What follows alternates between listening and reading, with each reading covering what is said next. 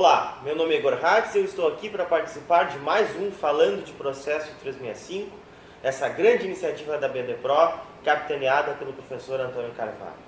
No programa de hoje falarei sobre o tema tutela provisória, que é, sem sombra de dúvida, um dos temas em que mais nós vamos verificar problemas técnicos no Código de Processo Civil. Na verdade, o Código de Processo Civil ele não é nem um pouco preciso quanto às concepções teóricas que ele busca adotar. Ele deixa margem para muitas dúvidas, para muitas discussões, o que faz com que seja mais do que crucial a análise e o estudo desse tema.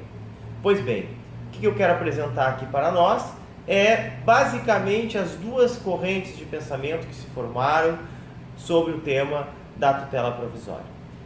E, para darmos início então a essa fala, podemos mencionar uma primeira corrente de pensamento, que é a corrente que vai se formar a partir da obra de Piero Calamandrei, intitulada Introdução ao Estudo Sistemático dos Provimentos de Urgência. Obra essa publicada em 1936.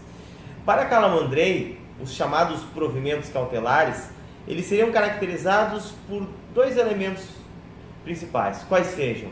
Seriam provimentos provisórios e de caráter instrumental. Instrumental em que sentido? Os provimentos cautelares seriam instrumentais, pois estariam a serviço do provimento definitivo. E a partir dessa noção de que tudo que é cautelar é provisório e está a serviço de um provimento definitivo, Calamandrei fará a sua classificação dos provimentos cautelares em 4 subespécies. Trará na primeira classe de provimentos, na primeira espécie de provimentos cautelares, aqueles tendentes a conservar, a assegurar a futura produção de uma prova.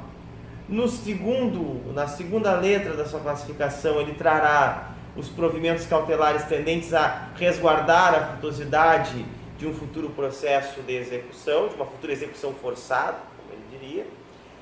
Na terceira classe, ele trará, então, aqueles provimentos que decidiriam de modo interinal o mérito, já satisfazendo o direito, ainda que de modo provisório, servindo então ao provimento definitivo, em que nós teríamos o reconhecimento do direito material e a sua declaração com força de coisa julgada. E por fim, na sua última letra da classificação, são 4 letras, na última, então ele vai trazer as contracautelas, as cauções, que também se inserem aqui na sua classificação dos provimentos cautelares. O que nós podemos verificar aqui? Que para Calamandrei, o termo provimento cautelar, ele tem um aspecto estritamente formal. Ele está ligado justamente ao fato de que este provimento é um provimento provisório que está a serviço, que serve, que é instrumental em relação a provimentos definitivos. E aqui a gente pode verificar, inclusive, que Calamandrei acaba misturando, acaba baralhando aquilo que nós vamos chamar de provimentos genuinamente cautelares e as tutelas satisfativas de urgência.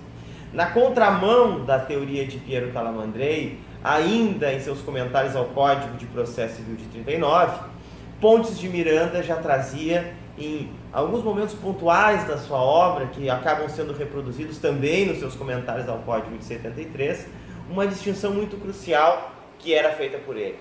Pontes tratava, de um lado, da chamada segurança para a execução, onde ele estaria, então, contemplando os provimentos de natureza realmente cautelar, e, de outro lado, ele falaria em execução para a segurança.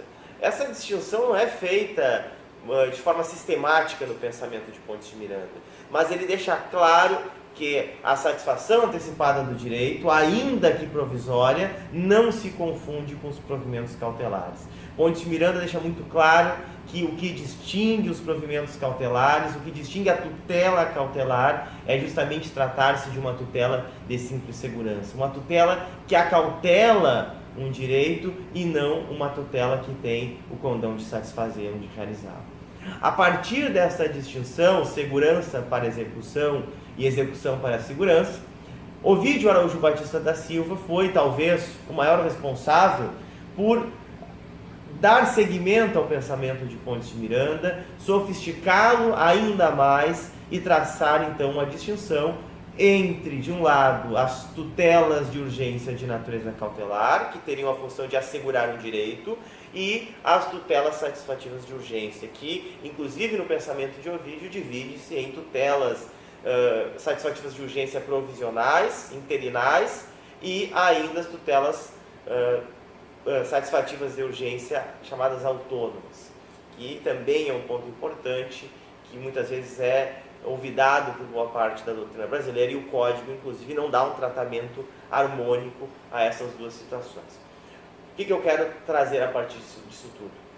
É a indagação acerca do caminho escolhido pelo atual Código de Processo Civil.